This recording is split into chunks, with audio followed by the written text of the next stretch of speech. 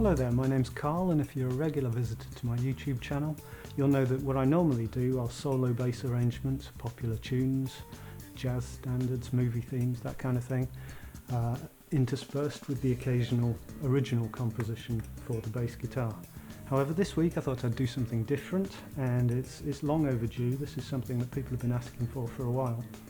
This week I thought I'd give you an introduction to the features of my signature bass, the Broadsword by Bogart.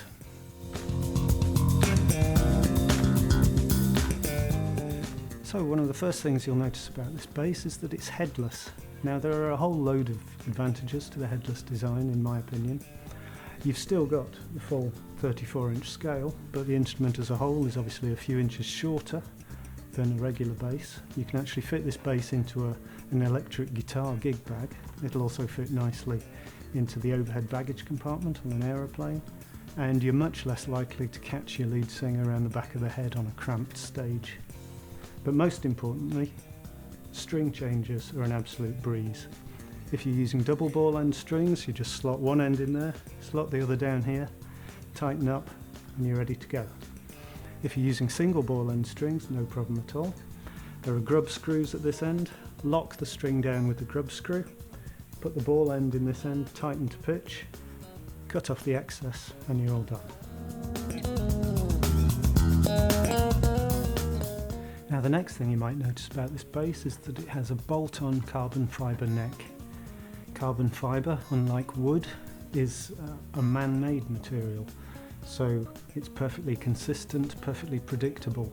Wood, on the other hand, being a natural material, has natural inconsistencies, natural irregularities, and in a wooden neck this can set up resonances that cancel out certain notes or cause other notes to ring out more than you might want them to. On a carbon fibre neck this never happens. Every note is perfectly consistent, there are no dead spots anywhere on the neck. The rigidity of carbon fibre also lends these instruments a very definite tonal characteristic. I define it as a very fast attack, an immediate response, long sustain, and a very tight response. It's a very articulate instrument because of the carbon fibre. Finally, carbon fibre is solid as a rock. It just doesn't move. Wooden necks, as you're well aware, respond to heat and humidity. If you move an instrument from a cold room to a warm room, chances are you'll have to retune it. You may even need to adjust the neck to get your action back where you like it. With carbon fibre, it just doesn't react to heat and humidity. I've adjusted this truss rod once when I set up the action, never had to touch it since, and I actually very rarely have to tune it.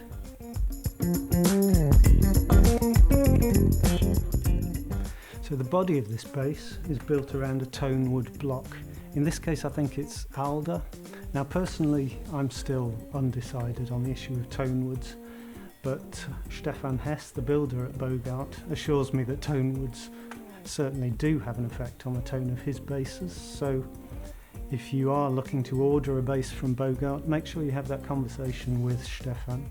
Tell him the tone you're looking for and he'll choose the appropriate tone wood for your bass. However, the rest of the body isn't wood. This is another composite material. This is a type of resin or foam made to Bogart's own secret recipe. In this case, there's actually a bit of copper and bronze alloy in there to get this distinctive coppery finish. Now, because it's a man-made material again, it's completely predictable. It won't set up any strange resonances and kill your sound like knots in wood might do. It's incredibly hard wearing. It doesn't dent or crack or warp in the way that wood sometimes can. And it's very lightweight, so your shoulders and your back will thank you for it. Now looking at the pickups, we have a pair of Bartolini soap bars, nice versatile all-round pickup. The hardware here is very solid, very heavy duty. The bridge adjustable in 3 dimensions, so you can get your intonation, your string spacing and your string height exactly how you want it. And people often ask me about this here. This is just specific to me, you don't have to have this on your bass. This is a little groove cut into the top of the bass. Now the reason for this is that I have a bit of a thumbnail. Now I like to keep that because I use a classical guitar style technique for some of my solo bass arrangements. But when I play regular bass, I like to rest my thumb on top of the pickup there, or between the pickups. And over time what happens is that my thumbnail tends to wear a hole into the finish of my basses. So for my signature bass I wanted to try and avoid this if at all possible, and this was the solution we came up with. It's very comfortable, gives my thumbnail plenty of space, and I don't damage the finish.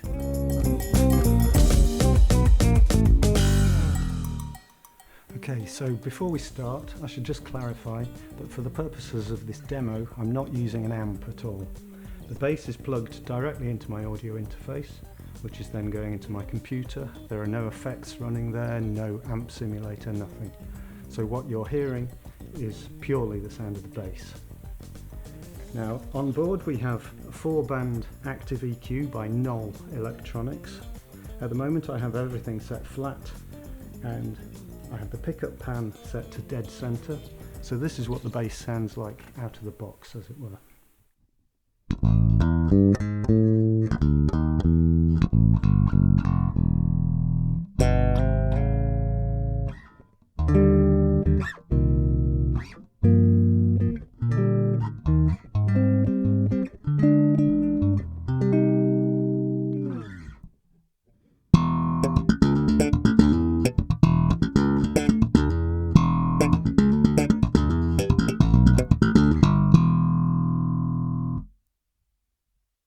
If we pan now to the rear pickup,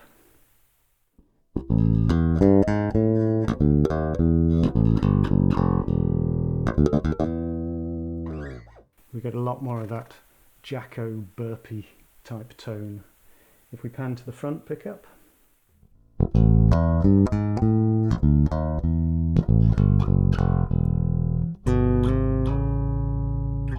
we get a bigger, warmer, more mellow, kind of old school type of sound.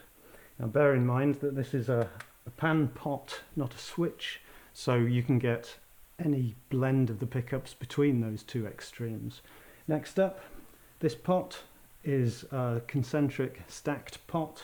So on the top ring you have the treble boost and cut, bottom ring you have the bass boost and cut. So let's boost the treble a little bit.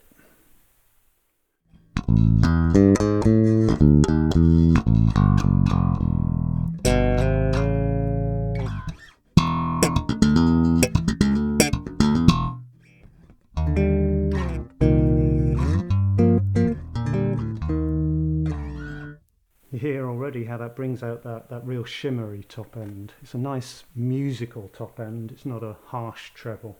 So it's very nicely voiced by Mr. Knoll, that treble control. So I'll put that back to flat and boost the bass a bit for you.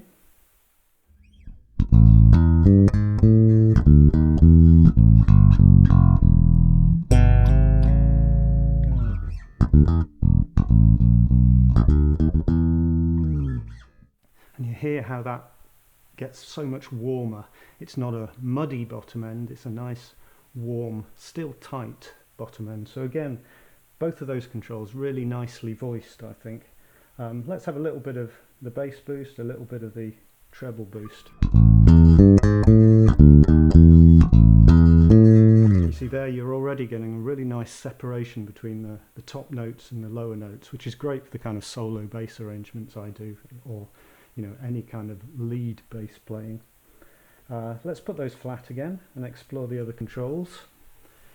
Now these two controls here are the parametric mids. What's special about this circuit, it was designed specifically for this bass, is that we have two parametric mids. We have one lower and one higher. Now with these controls, the bottom ring lets you choose the frequency, the top ring lets you choose whether to boost or cut that frequency. Now I often find that when I'm playing live or on recordings, if there's a little too much going on in the bass end, if it's getting a little muddy, then I like to use that lower mid parametric to clean up the sound a little bit. So if I boost the bass a little, boost the treble, see if you can hear the difference. So this is how it sounds normally. And if I cut that around about 100 Hertz,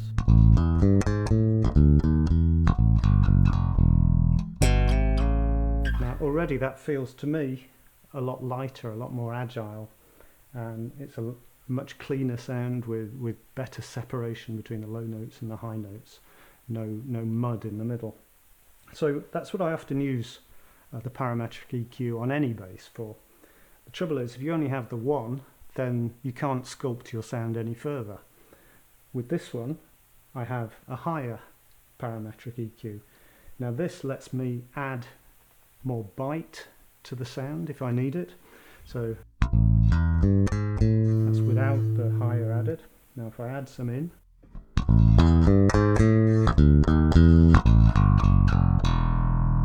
get a bit more attack to the note. You notice it when you play slap style, for example. Take it out, in fact take it out completely.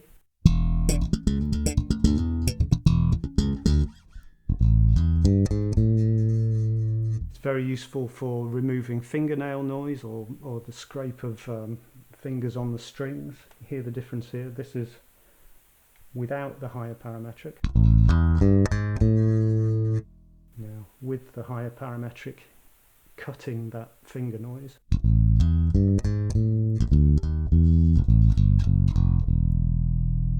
So again, really nicely voiced controls.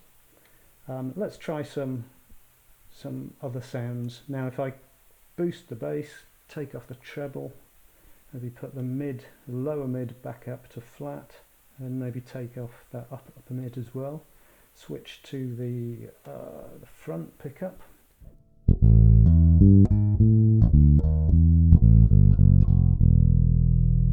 get rather a nice reggae type sound.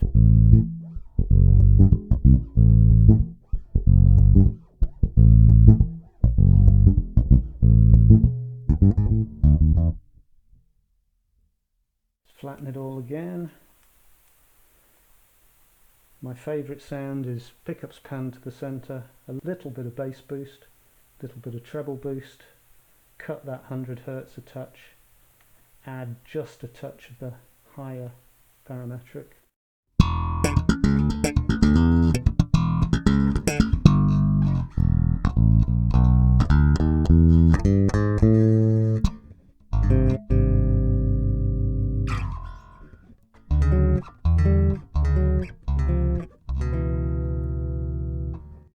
And finally, it's worth noting that this bass has a passive option.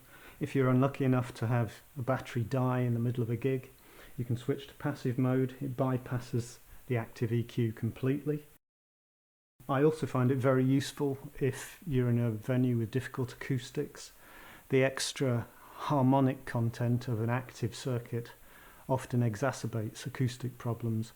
So I do find if I switch to passive in a situation like that, it often helps the sound man. So here is our reggae tone again. Switch to passive.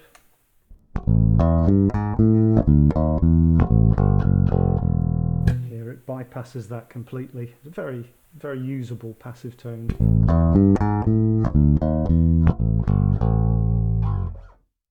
Okay, that's pretty much it. Thanks very much for watching. I hope you enjoyed it.